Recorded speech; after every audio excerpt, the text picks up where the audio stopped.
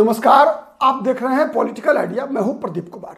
मित्रों, बिहार में विधानसभा चुनाव का परिणाम आया और उसमें आरजेडी की तेजस्वी यादव की करारी हार हुई, लेकिन फिर भी तेजस्वी यादव का मंत्री पद बरकरार रहा।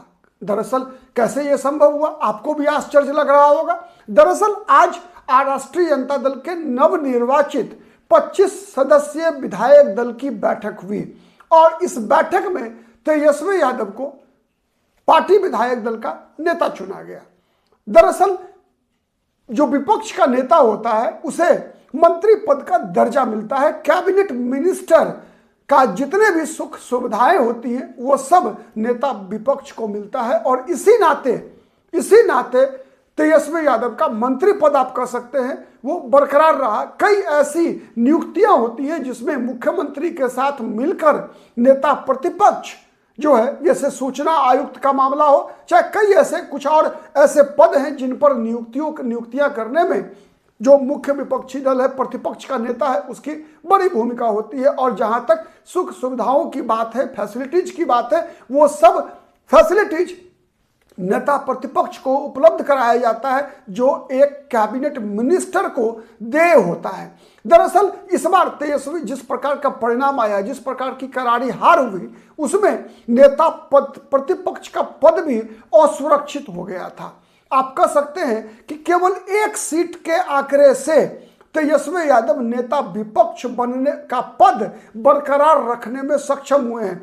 अगर यही तेजस्वी यादव का आंकड़ा 25 के बदले 24 होता, आरजेडी के मात्र 24 विधायक चुनकर आए होते, तो आधिकारिक विपक्ष के नेता तेजस्वी यादव नहीं होते। याद कीजिए 2010 के विधानसभा चुनाव में जब राष्ट्रीय जनता दल को मात्र 22 विधायक उनके चुने गए थे, तो फिर उस दौरान बिहार विधानसभा में विपक्ष का कोई भी आधिकारिक नेता नहीं था। आपको याद होगा 2014 लोकसभा चुनाव का परिणाम। 2014 लोकसभा चुनाव के परिणाम में भी राष्ट्रीय राजनीति में, संसद में कोई भी प्रतिपक्ष का नेता, आधिकारिक नेता नहीं था, क्योंकि उस बार जो 543 सदस्यीय सदन में 55 विधायक चाहिए, कम से कम का आंकड़ा चाहिए 543 में, वो आंकड़ा कांग्रेस के पास नहीं था। 44 सदस्य मात्र कांग्रेस के 2014 लोकसभा चुनाव के दौरान निर्वाचित हुए थे। इसलिए कांग्रेस संसदीय दल का नेता को प्रतिपक्ष के नेता का दर्जा नहीं मिला था।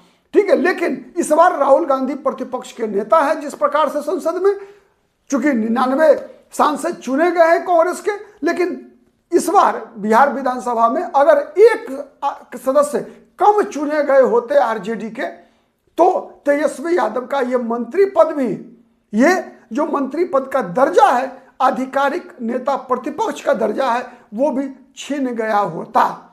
ठीक है, तो इसीलिए आज तेजस्वी यादव विपक्ष के नेता के रूप में चुने गए, आरजेडी संसद विधायक दल के नेता चुने गए, इसीलिए उनका मंत्री पद जो है बिहार सरकार में आप कह सकते हैं बरकरार रहा। वैसे भी कहा जाता है कि लोकतंत्र में सत्ता और प्रतिपक्ष दोनों सरकार के अंग होते हैं।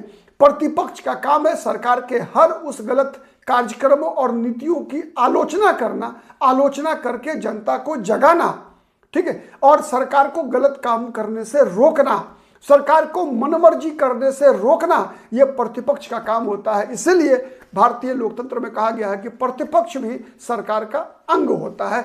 इसीलिए विधायकों को भी शपथ दिलाई जाती है। विधानसभा में भी विपक्ष जब विधायकों के या लोकसभा में सांसदों के शपथ होते हैं, चाहे वो सत्ता पक्ष के हों चाहे विपक्ष के हों, तो उनको ये पद और गोपनीयता दोनों की शपथ दिलाई जाती है और कहा जाता है कि मुझे जिस पद के लिए चयन किया जाएगा मेरा विधायक या सांसद होने के नाते, उस पद की जिम्मेवारी का निर्वहन करूंगा या फिर उसकी गोपनीयता का निर्वहन करूंगा। इस प्रकार की बातें होती है। तो इसीलिए मैंने कहा कि आज तेजस्वी यादव की जबरदस्त हार हुई, मात्र 25 विधायक चुने गए, फिर भी उनका मंत्री पद बरकरार रहा। आज के लिए इतना ही, बहुत बहुत धन्यवाद।